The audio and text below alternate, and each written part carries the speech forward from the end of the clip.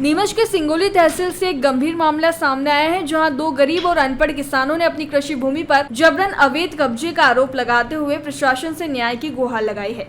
खजूरिया गांव निवासी रामचंद्र और किशन जो मजदूरी करके अपना जीवन यापन करते हैं, इन्होंने कलेक्टर कार्यालय में एक आवेदन पत्र प्रस्तुत कर अपनी आपबीती सुनाई है।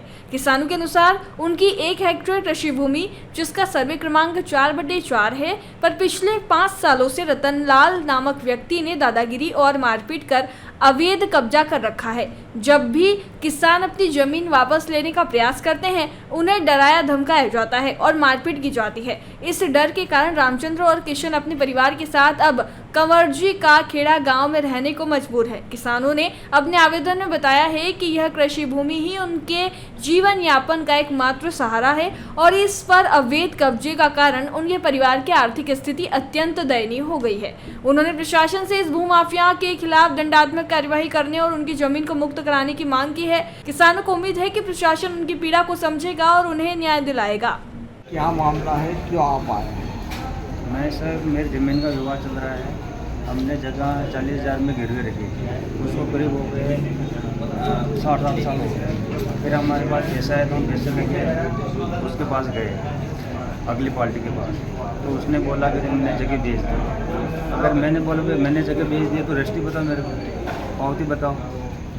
तो वो कुछ नहीं बता रहा। और हम ज़मीन पर जाते हैं तो हमारे पास लट लेकर दौड़ता है।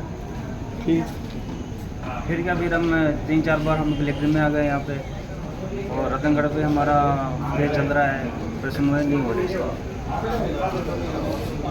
कौन है ये लोग? ये रतनलाल पिता रामलाल ब्राह्मण, निवासी खजूरिया का रहने वाला। जो व्यक्ति जिसने कब्जा किया है, हाँ, और वो हमारे पड़ोसी हैं, हमारे पास में है खेत के।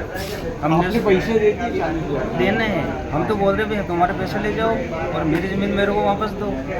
तो वो लड़ी झगड़ा कर रहा है। अब आप क्या चाहते हैं? हमारा कब्जा चाहते हैं। आपका नाम?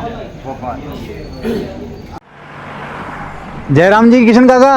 राम राम भाई, राम राम। क्या दोनों भाई बैठ के क्या हिसाब लगा रहे हो? ऊटी लहसुन के भाव आ गए क्या? अरे नहीं रे दादा, ये अपना रमेश नया मकान बनाने के लिए लोन ले रहा है।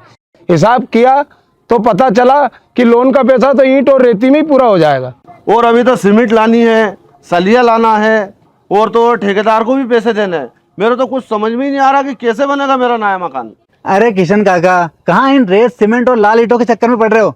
मेरी बात मानो तो अपने घर को बाबजी AAC ब्लॉक से बनवाओ।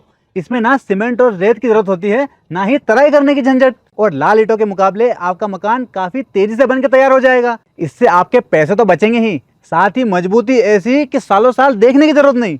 और इससे आप अपना मकान ही नहीं, कुएं और खेत की बाउंड्री वॉल भी बनवा सकते हो, जिससे रोजड़ों की समस्या भी खत्म हो जाएगी। वाह भाई, ये तो कमाल की चीज है। फिर तो मैं अपना घर बाबजी ब्लॉक से ही बनवाऊंगा। और मैं अपने खेत की बाउंड्री वाल।